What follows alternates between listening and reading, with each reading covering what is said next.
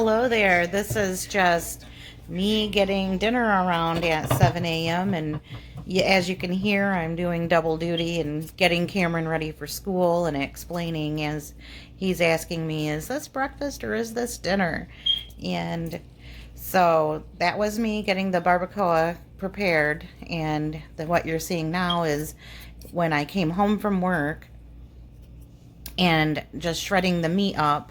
And what I did was I used some chuck roast and I added the spices to it and put it on low for 8 hours. So when we came home, dinner was ready for us.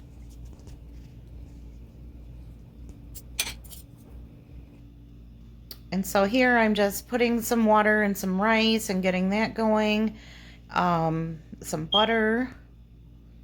And I'm gonna put a little bit of salt, some cumin, and some salsa in this rice while it cooks. Now, it's not authentic and it's not the best rice ever, but it did the trick.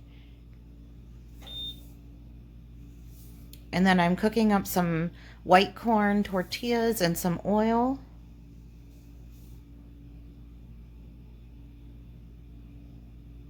And putting them on a towel to drain off some of that grease.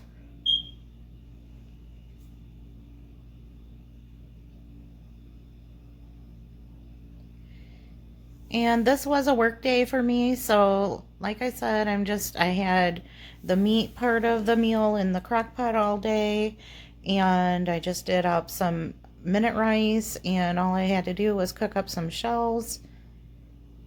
And it was a pretty easy meal. It was very delicious.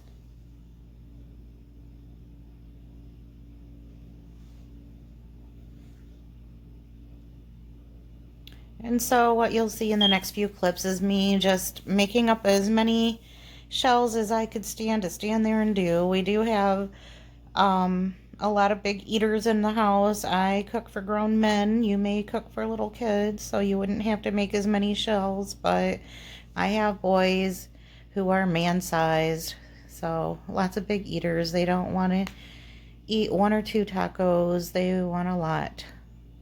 And who doesn't? So I'm cooking up these corn shells, and then after this I'll do a few of the flour tortillas, and that's it. And what I did was I just set out some toppings and some condiments. We had some chips and salsa and the rice, and that was a easy dinner.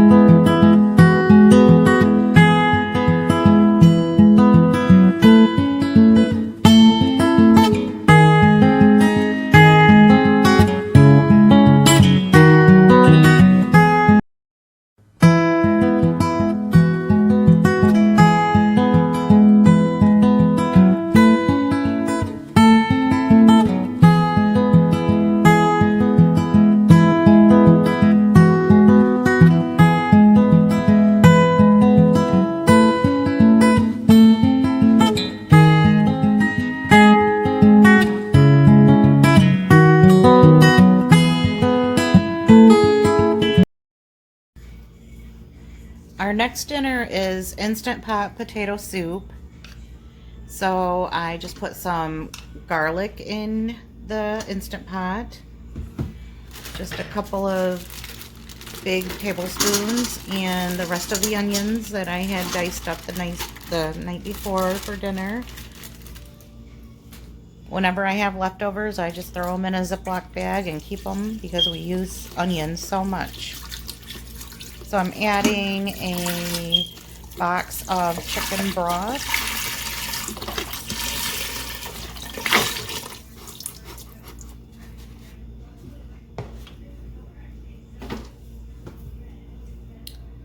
And then a couple of massive diced washed potatoes, and I'm going to put a bunch of salt in there because potatoes take a lot of salt to get flavored. And then some chopped up smoked sausage and a half a can of corn. And then I add more water.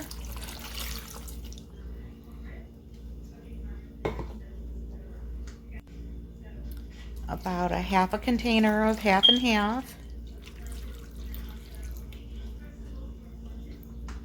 And then I add some 2% milk just to make sure everything's covered up and that there's enough broth. And then put my lid on.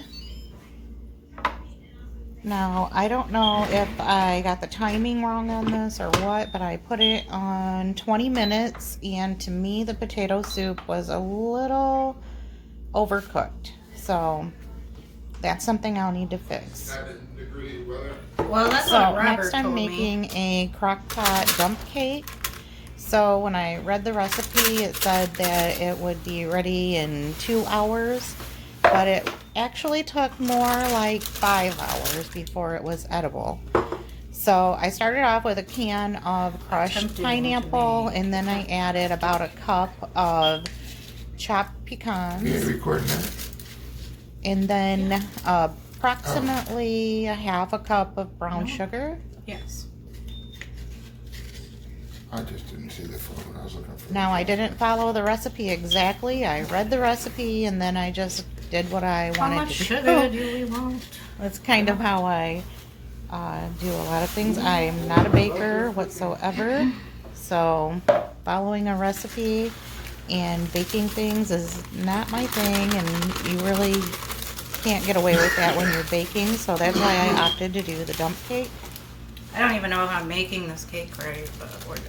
So about a half a stick of butter, and I used a spice cake mix. That's what I had, and so that's how I came up with this pineapple pecan dump cake, was just by looking in my pantry, seeing what I had, and then going on Pinterest and finding what was the closest thing.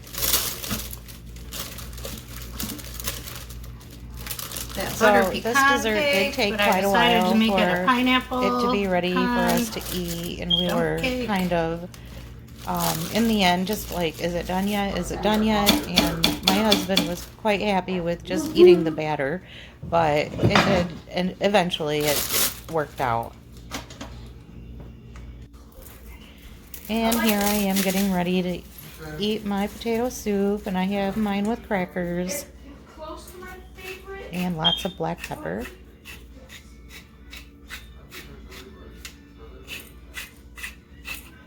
I don't know. Chinese next. Bro, like the lo mein noodles from. And this is what the dump cake turned out like. To me, it was kind of like bread pudding. It was still really good. So for this dinner, we are making Philly cheesecake sliders. I'm just using a couple of boxes of these frozen steaks from Walmart.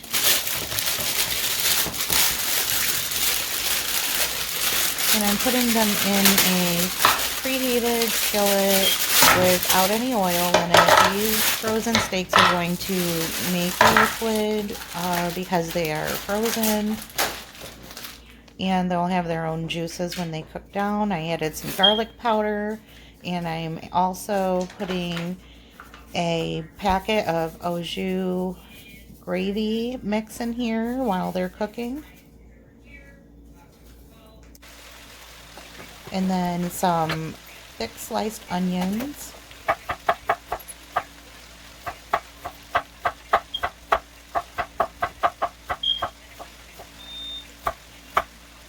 And these onions will cook along with the meat and get really tender and soft, and that's what we want on our sandwich.